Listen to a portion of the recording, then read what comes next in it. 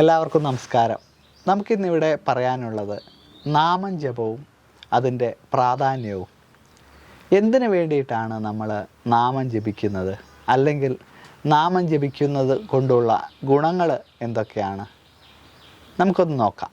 എന്തിനു വേണ്ടിയിട്ടാണ് നമ്മൾ നാമം ജപിക്കുന്നത്, അല്ലെങ്കിൽ എന്തിനു വേണ്ടിയിട്ടാണ് നമ്മൾ അമ്പലങ്ങളിൽ പോയി പ്രാർത്ഥിക്കുന്നത്, അല്ലെങ്കിൽ പൂജകൾ ചെയ്യുന്നത്? എല്ലാവർക്കും ജീവിതത്തിൽ ദുരിത സമയങ്ങളും അല്ലെങ്കിൽ നല്ല സമയങ്ങളും ഉണ്ടാകും.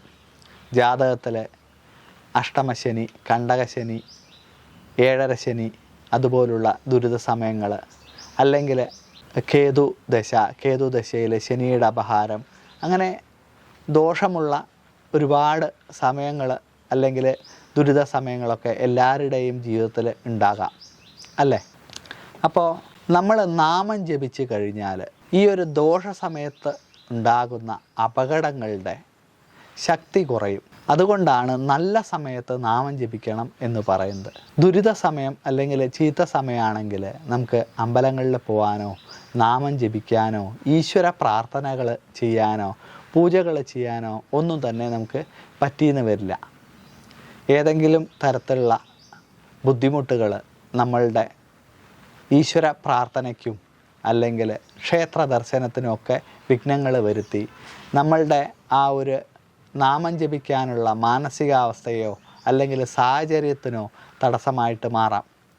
അപ്പോൾ നല്ല സമയത്ത് നമ്മൾ നാമം ജപിച്ച് ഇരിക്കുകയാണെങ്കിൽ ആ ജപിച്ചതിൻ്റെ ഒരു ഗുണം അല്ലെങ്കിൽ അതിൻ്റെ ഒരു ശക്തി ദോഷസമയത്ത് വരുന്ന അപകടങ്ങളുടെ ശക്തി അല്ലെ കാഠിന്യം കുറച്ച് നമ്മളെ സംരക്ഷിക്കും.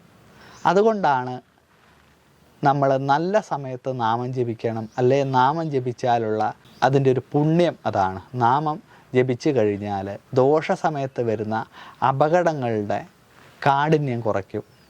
അതുകൊണ്ട് തന്നെ നല്ല സമയത്ത് നാമം ജപിക്കണം. അതായത് നമുക്ക് വേറെ ദോഷങ്ങളോ ബുദ്ധിമുട്ടുകളോ ഇല്ലാത്ത സമയത്തെ നമുക്ക് നാമം ജപിക്കാൻ തോന്നുള്ളൂ. ആ സമയത്ത് നമ്മൾ കൂടുതൽ നാമം ജപിച്ച് ഈശ്വരനെ പ്രാർത്ഥിച്ചിരിക്കുക.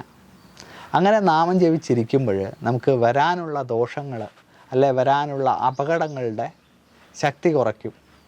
വലിയ അപകടങ്ങളൊക്കെ വരുന്നത് ചെറിയൊരു മുള്ള് കുത്തിയിട്ട് അതിൻ്റെ ആ ഒരു ശക്തി അങ്ങ് കുറയ്ക്കും. അപ്പോൾ നാമം ജപിച്ചാൽ നമുക്ക് ഏതൊരു വിഷമഘട്ടത്തിലും നമുക്ക് വലിയ ദോഷങ്ങളും അപകടങ്ങളും ഇല്ലാതെ രക്ഷ നേടാൻ പറ്റും.